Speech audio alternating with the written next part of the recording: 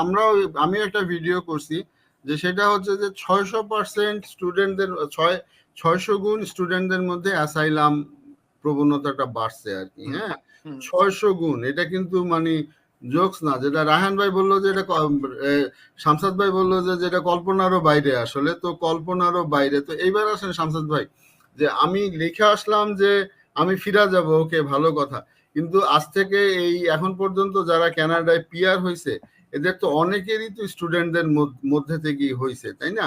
অনেকে স্টুডেন্টের মধ্যে থেকে হয়েছে এবং তারা এখানে পড়তে আসছে, তারা এখন এটা করতেছে। এখন তুমি এত লক্ষ লক্ষ ভিসা দিলা, তারপরে বলো যে তুমি বাড়ি চলে যাও, তো অবশ্যই সে আসার সময় লিখে আসছে সে কানাডায় থাকবে না, কিন্তু এটা তো একটা ট্রেডিশন কানাডার, যে আইসা তারপরে কানাডাতে থাইকা যাইতেছে।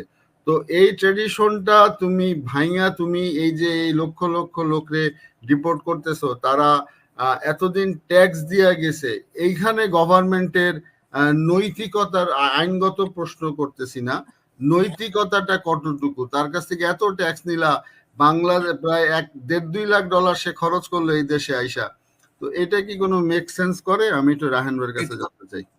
না, অবশ্যই আমি তো আরেকটা জিনিস রাহান ভাই একটু বলি, যে সেটা হইতেছে যে আপনি খুঁজে দেখেন, আপনি যদি মনে করেন র্যান্ডম যদি স্যাম্পলিং করেন যে কেন তারা অ্যাসাইলাম করতেছে, হ্যাঁ, কেন তারা অ্যাসাইলাম করতেছে, তাদের কোনো পিআর এর পলিসি নাই, তারা প্রভিন্সিয়াল নমিনি প্রোগ্রামে পারতেছে না, তারা এক্সপ্রেস এন্ট্রিতে ক্যানাডিয়ান ক্লাসে পারতেছে না, তাহলে তারা করবেটা কি? জি রাহান ভাই বলেন। আমি না অবশ্যই ফ্রাস্ট্রেটিং, এবং সবচেয়ে বড় কথা কি, ওদের একটা বিশাল মানে কি বলবো ইনকামের ওয়ে হচ্ছে স্টুডেন্ট ভিসা কানাডার মধ্যে। টু বি অনেস্ট, ওরা স্টুডেন্ট ভিসা অ্যাপ্রুভ করে এমনি তো না, ওরা প্রচুর টাকা নিয়ে আসে, টিউশন ফি, সেশন ফি সবকিছুতে মিলে।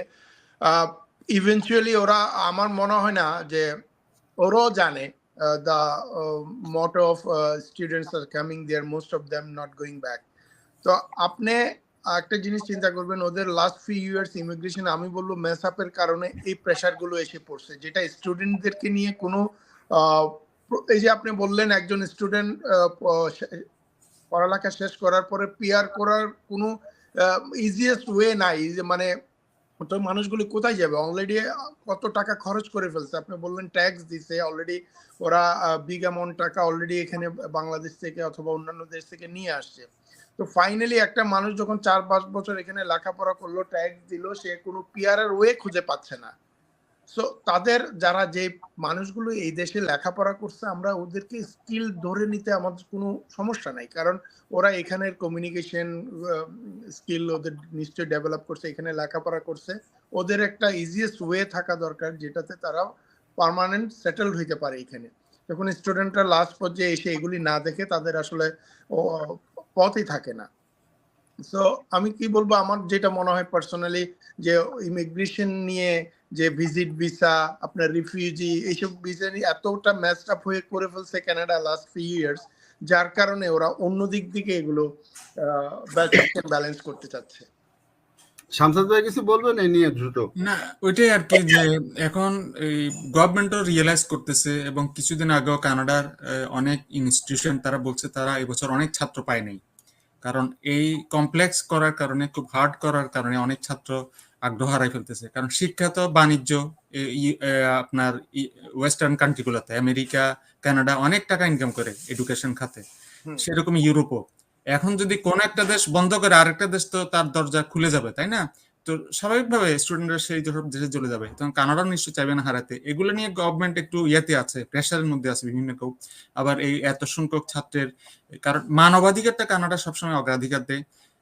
At the end of the day, যত কিছুই হোক, সবশেষে তারা দেখে যে একটা স্টুডেন্ট যখন সবকিছু এখানে ইনভেস্ট করে সে দেশে থেকে চলে যেতে হবে, এটা এটা ওই স্টুডেন্টদের জন্য যেরকম একটু না মেনে নেওয়ার বিষয়, কানাডাও সেটাকে কিন্তু একেবারে উড়িয়ে দিবে না, কানাডাও সেটাকে দেখবে মানবতার দৃষ্টিকোণ থেকে দেখবে অবশ্যই। জি, তো ধন্যবাদ।